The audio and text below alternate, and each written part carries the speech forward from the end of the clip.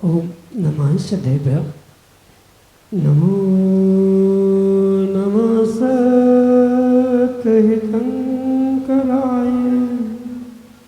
वीराय भव्याम्बुजभास्कराय अनंत लोकाय सुराय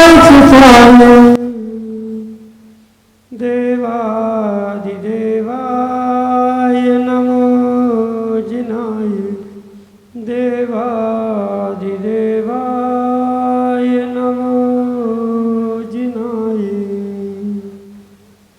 पंच परमेष्टि भगवान की परम पूज्य आचार्य भगवंत गुरुवर विशुद्ध सागर जी मुनि महाराज की परम पूज्य मुनि श्री शिवप्रभ सागर जी महाराज की 3 कम 9 करोड़ महामुनि राजाओं की समीचीन विकल्प सम्यक समाधान। क्योंकि संसारी जीवों के मन में अनंत विकल्प अनंत काल तक अनादि से उत्पन्न होते रहे हैं और होते भी रहेंगे जब तक हम अपने मन में उठने वाले विकल्पों को समीचीनता प्रदान नहीं करेंगे।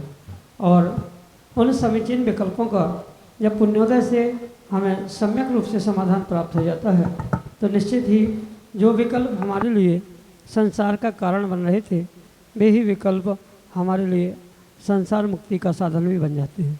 परम पूज्य आचार्य भगवंत गुरुवर विशुद्ध सागर जी महाराज के मंगल सभा से परम पूज्य मुनि श्री शिवप्रभ सागर जी महाराज ने आत्मकल्याण रूपी व अनूठी विधा समीचीन विकल्पों का सम्यक समाधान हमें प्रदान किया है, जिसके माध्यम से हम अपने मन के विकल्प का सम्यक रूप से समाधान प्राप्त करके निश्चित ही कल्याण का मार्ग प्राप्त कर सकते हैं। तो ऐसे आत्मकल्याण की अनूठी विधा से आप भी जुड़ने का प्रयास करें और अपना समीचीन विकल्प भेजते हुए परम पूज्य मुनिश्री से उसका सम्यक समाधान प्राप्त करें। प्रारंभ करते हैं आज का सम्यक समाधान।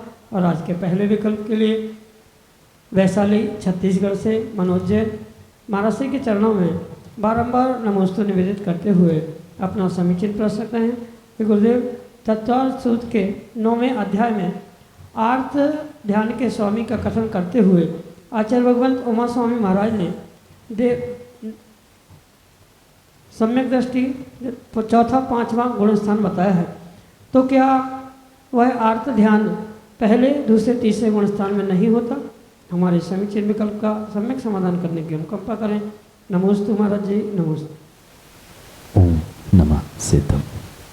परम पूज्य आचार्य भगवान गुरुवर विशुद्ध सागर जी महाराज जी की महाराज की जय। जो तत्वार्थ सूत्र में आचार्य भगवान उमा स्वामी महाराज ने ध्यान का व्याख्यान करते हुए आर्द्र रौद्र ध्यान के स्वामी का कथन किया, वहाँ जब गुणस्थान परख व्याख्यान करते हुए उन्होंने कहा कि रौद्र ध्यान चौथे 5वें गुणस्थान में होता है। जो अन्य भी मतलब आर्द्र ध्यान हो या धर्म ध्यान हो, वहाँ जब जब कथन किया जाता है तब आद्य दीपक, अंत्य दीपक या मध्य दीपक इस सिद्धांतों को सामने रखते हुए ध्यान आदि का या किसी भी गुणस्थान पर कथन करते हुए इस सिद्धांत का वहाँ ध्यान रखा जाता है। कहने का तात्पर्य ये है कि जब ये कहा जा रहा है कि रौद्र ध्यान चौथे और 5वें गुणस्थान में होता है, वहाँ पर स्पष्ट समझे कि उसके पहले नहीं होता, ऐसा कोई निषेध वहाँ प्राप्त नहीं है। जब ये कहा जाता है कि यहाँ तक उसकी सीमा है, मतलब उसके पहले भी उसमें आने वाले गुणस्थान अपने आप समाविष्ट हो चुके। वहाँ सूत्र देते हुए भी आचार्य भगवान ने यही कहा है कि वहाँ तक यानी 5वें गुण स्थान तक जो अविरत सम्यक दृष्टि है वहाँ से लेकर जो सम्यक दृष्टि विरत सम्यक दृष्टि भी है वही तक उसका स्थान है। मतलब उसके आगे तो जाएगा नहीं, पर उसके पीछे जो भी गुणस्थान है, मतलब पहला, दूसरा, तीसरा, चौथा और पांचवा, पांचों गुणस्थान में रौद्र ध्यान हो सकते हैं। 6वें गुणस्थान तक आर्द्र ध्यान होता है। धर्म ध्यान की भी मुख्यता कहते हुए फिर आचार्य भगवान कहते हैं कि चौथे गुणस्थान से, तो वहाँ समझना होगा कि उसके पूर्व गुण स्थानों में वो नहीं है। वहाँ उस धर्म ध्यान के लिए तो प्रारंभक में आद्य दीपक रूपी चौथा गुण स्थान समझना होगा, और रौद्र ध्यान की जब बात कहेंगे तब वह 5वां गुण स्थान वह अंत दीप कहलाएगा। उसके आगे नहीं जाएंगे, पर उसके पीछे तो वो हो सकते हैं। इसी प्रकार से जो गुणस्थान परक कथन होते हैं उन गुणस्थान परक कथनों में यही विशेषता समझने की आवश्यकता है। कहाँ किस प्रकार से कथन किया है, पूर्व को समाविष्ट करते हुए अंतदीप कहाँ है, कि पीछे को छोड़ते हुए वह आरंभ का मतलब आद्य दीप कहाँ है, कि मध्य दीप कहाँ है। जैसे सम्यक ज्ञान को बीच में रखते हुए ये कहने का समझाने का प्रयास किया है कि वह दर्शन के लिए भी और चारित्र के लिए भी आवश्यक होता है, इसलिए उसे मध्य में रखा है। तो इस प्रकार से ये जो कथन प्रणाली आचार्यों की है उसे समझते हुए ही ये विशेषताओं को समझने की आवश्यकता है। यही आपके लिए सम्यक समझ।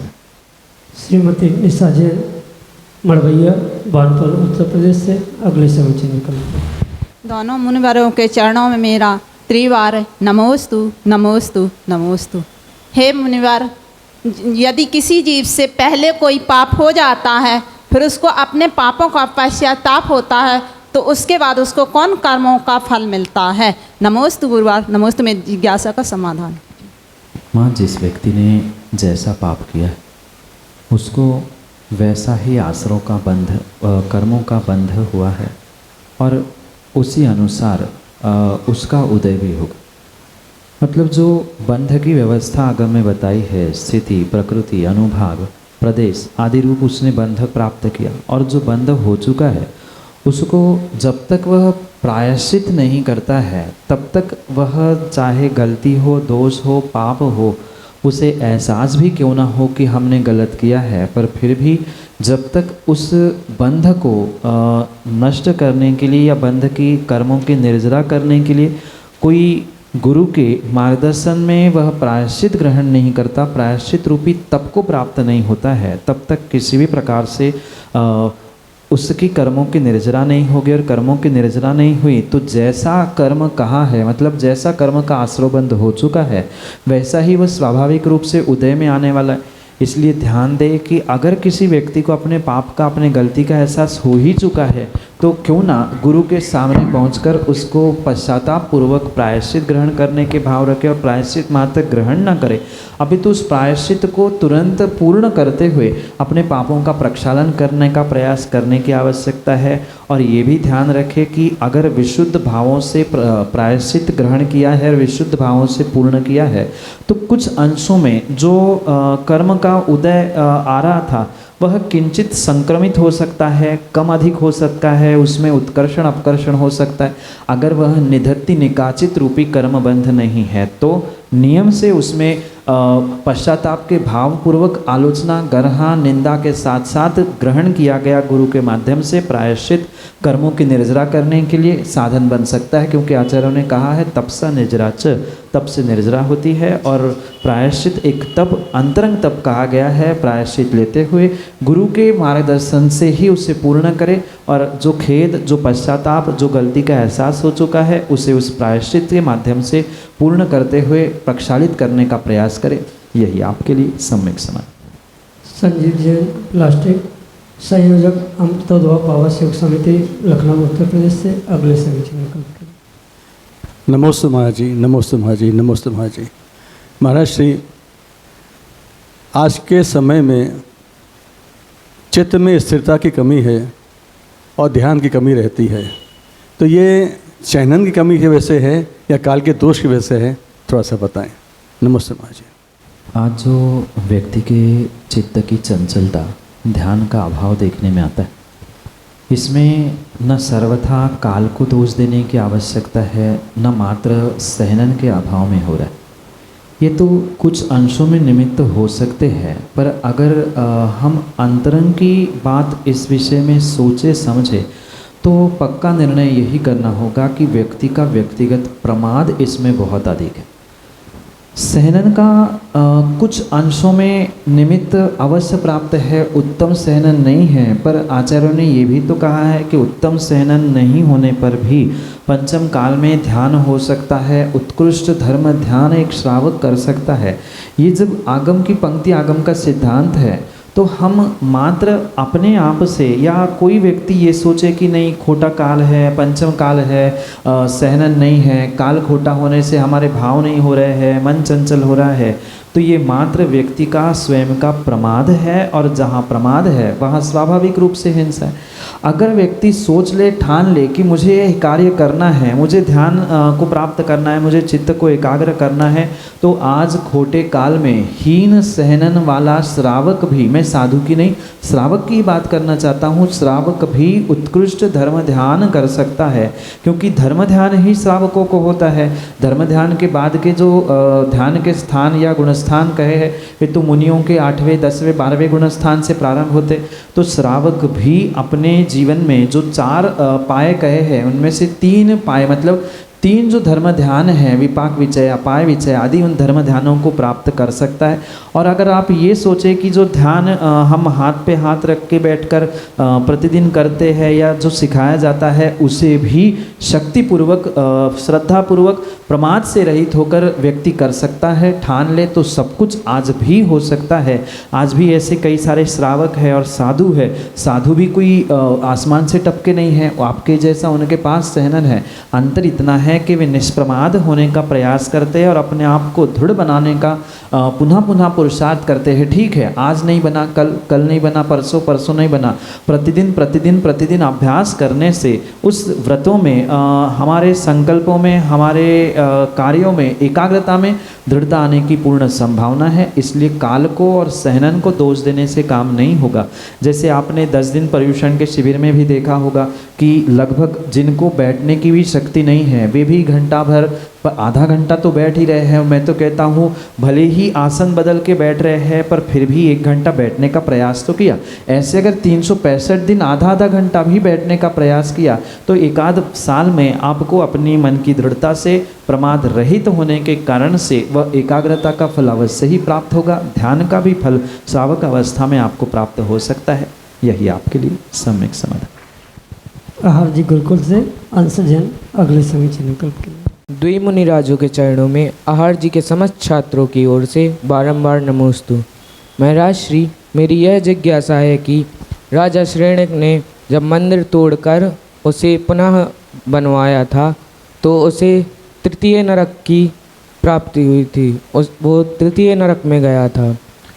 तो आज के समय में वास्तु दोष के नाम पर कई मंदिर तोड़े जा रहे हैं और जैन धर्म की प्राचीनता को नष्ट किया जा रहा है, तो क्या ये सही है? अगर नहीं तो उन्हें कौन सी गति का बंद होगा, कौन से नरक का बंद होगा? नमस्ते महाराज जी। बेटा, हमें आगम की व्यवस्था को समझना आवश्यक है। पहली बात तो स्पष्ट अपने हृदय में, अपने दिमाग में ये निर्णय करें कि कौन क्या कर रहा है, किसको क्या फल मिलेगा, वो उसका व्यक्तिगत विषय है। पर जो आगम में लिखा है वो हम जाने और वैसा कृत्य हम ना करें, इसलिए आगम की व्यवस्था को समझने की आवश्यक। अन्यथा ये ऐसा कर रहा है, इसकी गति क्या होगी, वो वैसा कर रहा है, उसको क्या फल मिलेगा, उसको सोचने से या उनके बारे में विचार करने से हमारी गति सुधरने वाली नहीं। इसलिए हमें जब पता है कि ऐसा करने से ऐसा फल मिलता है, आगम के विरुद्ध कार्य करने से नियम से नरक गति का बंध होता है, तो हमारे जीवन में हम ऐसा कार्य ना करें। इसलिए ये आगम की व्यवस्था समझने की आवश्यकता है। क्योंकि आपका प्रश्न है और प्रश्नों के साथ उत्तर देते हुए न्याय करना आवश्यक है, ये तो परम सत्य है। आचार्य भगवंतों ने ये स्पष्ट आगम ग्रंथों में लिखा है, जिन मंदिर की वास्तव में तोड़कर बनाने की आवश्यकता नहीं है, अर्थात 2/3 से अधिक अगर मंदिर सुरक्षित है और फिर भी वह तोड़ा जा रहा है तो उसे नियम से नरक गति का ही बंध होता है। इसलिए हम अगर कोई ऐसा कर रहे हैं तो हमें ऐसा कार्य नहीं करना चाहिए, ये समझना होगा। क्योंकि आप दूसरे के बारे में सोचकर स्वयं कहीं ना कहीं कर्म का आश्रयबंध कर रहे हैं, तो हम कभी ऐसा कार्य करने के लिए प्रवृत्त ना हो, इसलिए ये आगम की व्यवस्था समझे। और वर्तमान में ये वास्तु के नाम से कह दो या अन्य भी किसी कारण से जो ये व्यवस्थाएं बनती हुई देखने में आ रही है, प्राचीन मंदिर तीर्थ धराशायी होते हुए देखने में आ रहे हैं, ये पूर्ण रूप से आगम बाह्य ही कार्य है। और रही बात श्रेणी की, तो हमारे तो पढ़ने में उस कारण से मतलब नरक गति का नहीं, उन्होंने मुनिराज पे भी उपसर्ग किया था और भी बहुत बड़ी कथानक है। पर ये सत्य है कि ये प्रमाण से सिद्ध किया जा सकता है कि मंदिर में अगर 2/3 से अधिक मंदिर व्यवस्थित है तो मात्र जीर्णोद्धार किया जा सकता है। जीर्णोद्धार का अर्थ पुनः तोड़कर नया बनाना नहीं, जितनी आवश्यकता है, जितनी दीवार, जितना छत, जितना टूट चुका है उतना ही ठीक करना चाहिए। माना कि 2/3 से मतलब 2/3 से अधिक क्षति पहुंची है मंदिर को, तो वह तोड़कर मिटाकर पुनः बनाने में दोष नहीं, क्योंकि कभी भी वो गिर सकता है।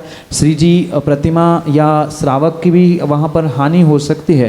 तो 2/3 मतलब 2/3 से अधिक मंदिर टूट चुका है, मतलब नष्ट हो चुका है, क्षति को प्राप्त हो चुका है, तो उसे मिटाकर बनाने में कोई दोष नहीं है। पर अगर उतना नहीं मिटा है, मात्र अपनी कसाय की सिद्धि के लिए, पुष्टि के लिए अगर ऐसा किया जा रहा है, तो नियम से उस व्यक्ति को, उस जीव को उस नरक गति का ही आश्रयबंध होगा। ये आगम प्रमाण से अपने जीवन के लिए समझे कि हम कभी ऐसा कार्य नहीं करें, क्योंकि पंचम काल में अपना लोटा छानो और अपन निकल जाओ, यही सत्यता है। कौन क्या कर रहा है ये कहने से हमारी ही कसाय बढ़ सकती है, हमारा राग द्वेष बढ़ सकता है। इसलिए दूसरों को नहीं, हम अपने को देखें, हमें क्या करना है क्या नहीं करना, ये यही निर्णय करते हुए हमें अपने जीवन को सुधारना है, जो कि आपके लिए सम्यक समाधान है।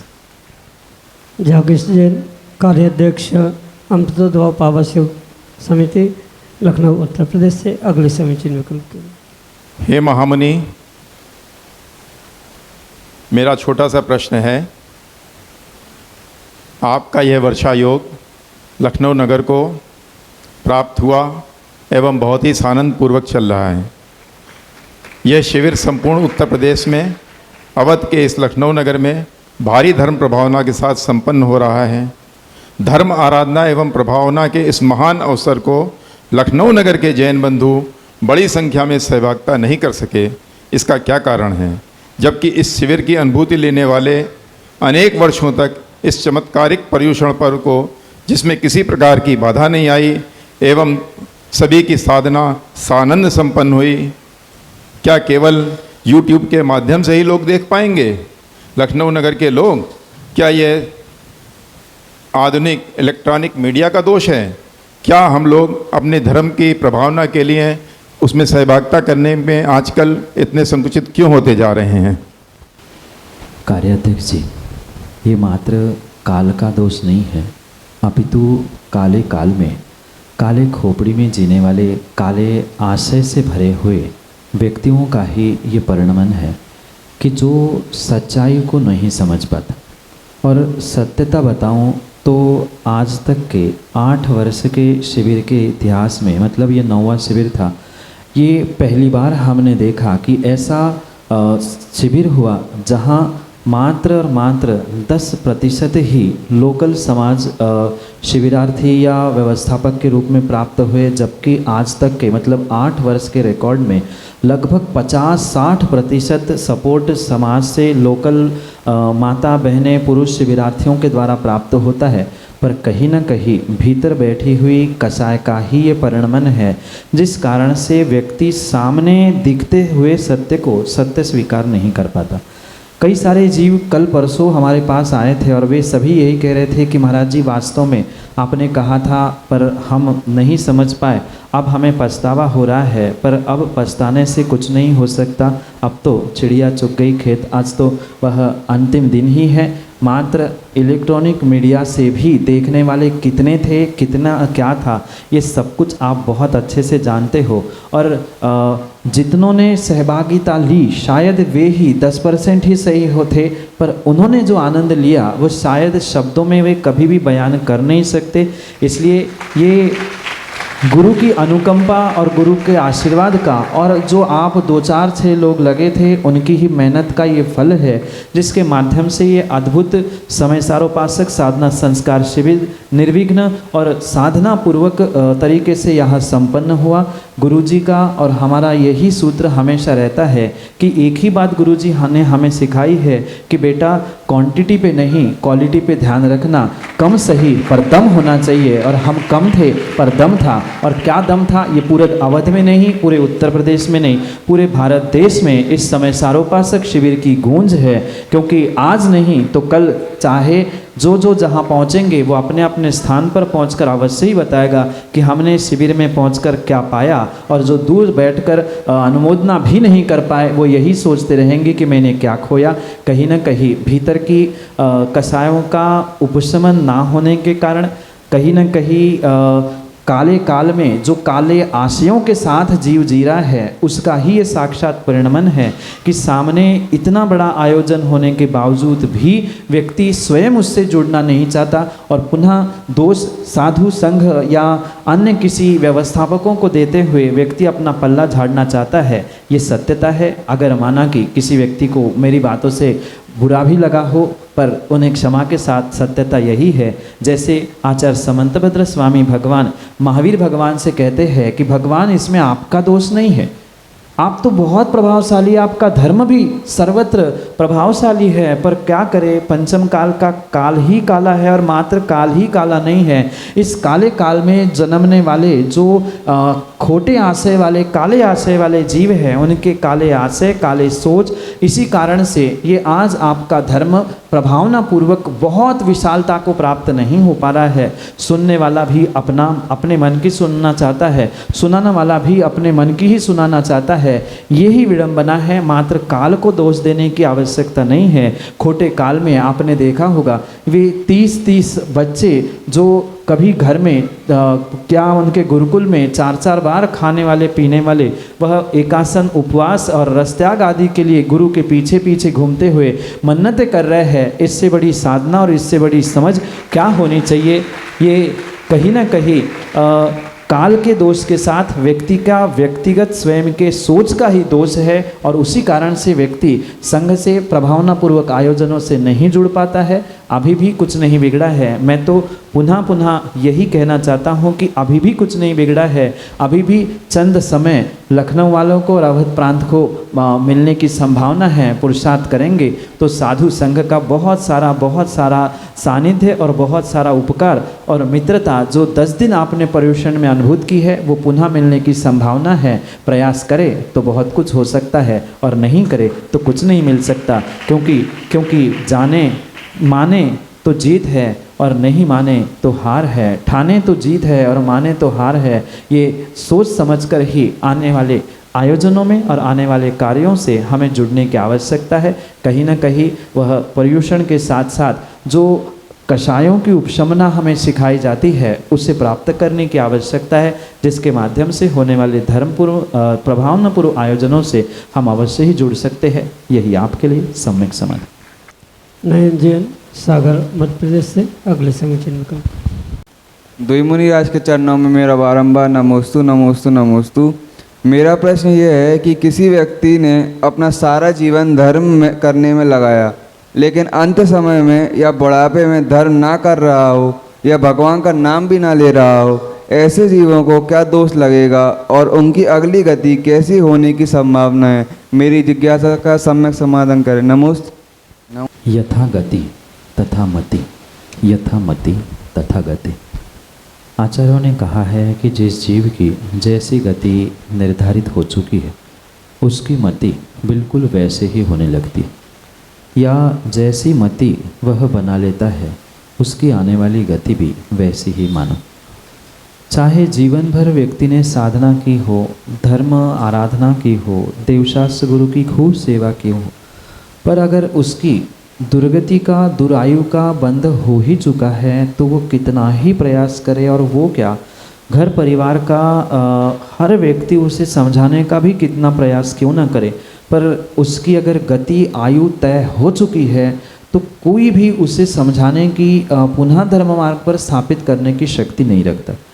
इसलिए ये ध्यान दें कि ऐसे व्यक्तियों को लेकर कभी भी घर परिवार को बहुत सारा विकल्प लेकर परस्पर में या उस व्यक्ति के बारे में भी कभी हीन भावना नहीं लानी चाहिए कि हम उसे कैसे समझाएं, उसे मार पीट कर समझाएं कि क्या करे।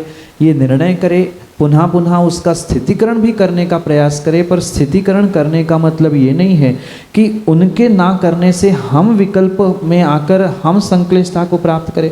ये सूत्र जीवन में हमेशा याद रखें, जिसकी जैसी गति होनी निर्धारित हो चुकी है, आप लाख प्रयास कर लेना, कोई उसकी गति को बदलने की शक्ति नहीं रखता। इसलिए यथागति तथामति और यथामति तथागति, इस सूत्र जीवन में ध्यान रखते हुए अपने संक्लिष्टता से बचने का प्रयास करें और ये ध्यान रखें कि हम ऐसा कार्य जीवन में ना करें। इसलिए पहले से ही हम व्यवस्था करें, क्योंकि लगभग सर्वत्र यही देखने में आता है कि अगर व्यक्ति अपने जीवन के प्रारंभिक अवस्था में बहुत धर्म करता है, बालपने में, युवापने में, वो तो प्रौढ़ अवस्था में, वृद्धावस्था में धर्म छोड़ देता है। जो शुरू में नहीं करता है वो आखिरी में करता है, जो आगे पीछे नहीं करता वो बीच में करता है। कहीं ना कहीं ये व्यक्ति की स्वयं की कमी है, तो स्वयं उसको सुधारने का प्रयास करें, उनका स्थितिकरण करने का प्रयास करें, और नहीं समझे तो ये निर्णय करें कि यथागति तथामति यही आपके लिए सम्यक समाधान।